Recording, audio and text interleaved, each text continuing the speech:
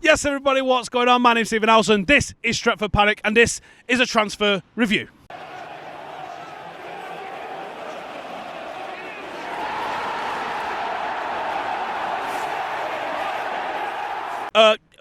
Sancho. We're starting with Sancho because, obviously, basically, the source on this one is everybody. The deal is at its lowest point. After getting all the way up to the dizzy heights of a 9 out of 10, everything's going to plan. The fee has stalled. He's gone back to Dortmund. Oh no. Michael Zorc's coming out and saying he'll be a Dortmund player next season. I expect him to be playing here. Said the same thing about Usman Dembele before he sold him as well. Like I always say, don't listen to what people say, watch what they do. There was talk that Sancho was going to put in a transfer request after the structure of the deal had fell apart. Supposedly the contract terms had been agreed, and I think I said last week, United can still fuck this up on the price. Yes, he wants us. Yes, we want him.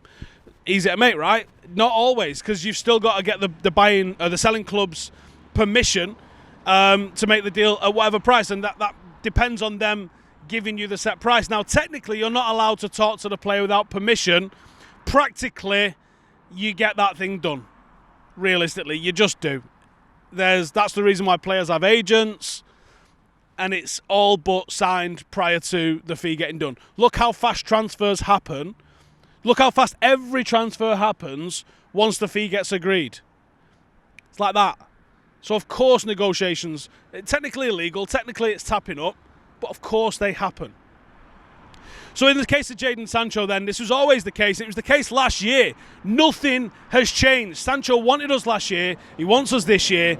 Will United pay the money? That's it.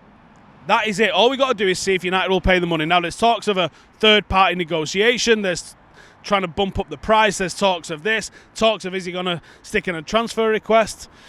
We just need to wait this one out. Now, of course, we want to get the deals done as fast as possible. Of course, we'd like to see him here for the start of the Premier League season. But we literally have till October for this deal to happen. Now, knowing United, it might take till October. The problem is, if we've parked all over transfer business, which for starters is a fucking joke, let's be honest. What do you mean you've parked all over transfer business? You're like, no. I'm not even going to look at that stuff till I get that one over the line. Well, what are you actively doing to sign Sancho? You're not on hold. It's not like when you ring up Sky and you say, I'm fucking leaving you, and they bang you on hold for 45 minutes to bore you. So it's not like they're just sitting there and going, let's get on the phone, let's see this. What do you mean you've parked all over fucking negotiations? You're just sitting there looking at the phone going, is it going to ring? Honestly, I don't know. What do you mean you've parked all over fucking... This is why United take decades to get fucking business over the line, because someone's just looking at a phone on a fucking desk. Ring, you bastard. Jaden Sancho to Manchester United. I'm going to have to downgrade it. I have to. Can't stand here and tell you it's 9 out of 10.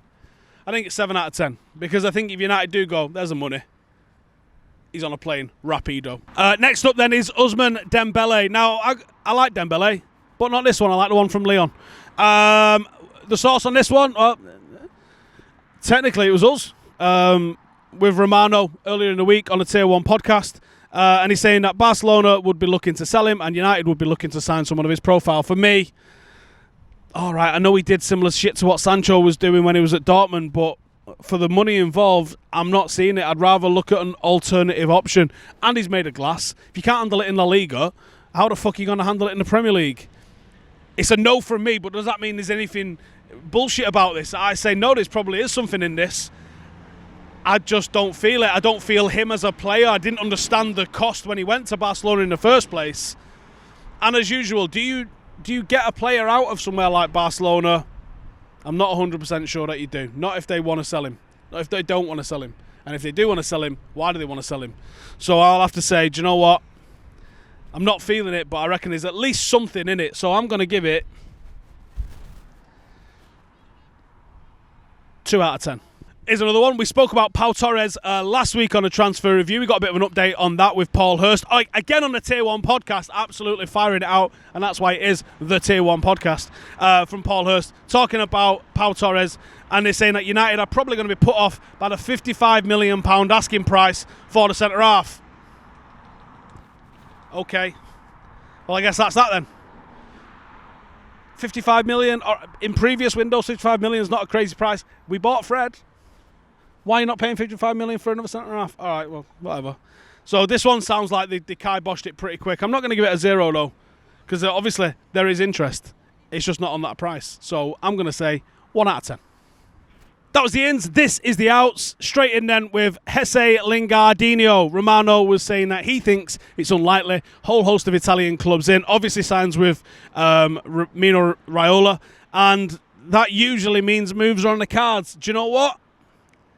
I think Jesse wants to be here next year. I mean, okay, that's fair enough. I'd like to play for United too. And maybe that's not quite realistic. But I think Jesse might be here next year. Everything points towards him not being. I've just got a sneaky suspicion he won't be. Leaving, that is. I think he's going to be here. I think there's going to be a lot of players leave, but I think you can't just get rid of everyone all at once. And is he good enough to start week in, week out for United? No. Is there a job he could do? Well, yeah. I think you might see United keep hold of him. But we'll see. Loads of things could change. Loads of things could happen. And I think if United got in a cash offer that suited them and maybe there's something else on the horizon, they'd probably flip him for it. So Jesse Lingard at United next season, we're going a 5 out of 10. Paul Pogba. Yeah, that one.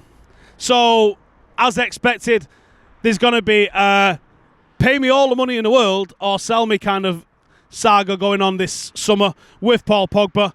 And I can't say it's unexpected. Sort of seen this one coming down the pipe for a while. Now, what do we think on it, though? I think if you can keep hold of Paul Pogba, that's a better option than trying to find a replacement for Paul Pogba. So I'd rather see him stay, if anything. He does need to come out and say, shut your fucking mouth to his agent and his brother, though, because that shit is tedious. United are going to have to make him probably the highest paid Premier in the Premier League to get him to commit to his future. But I almost wouldn't be asked if we did, to be honest with you. Because otherwise it's letting him go for probably a pittance in relative terms, or paying, or even both, paying 100+ million for someone else who might not even fit in at United. Better the devil you know and all that. So I would like to see Paul Pogba stay. Now, Sky Sports are reporting contract talk is going to happen as soon as Europa League campaign is over. Makes a lot of sense.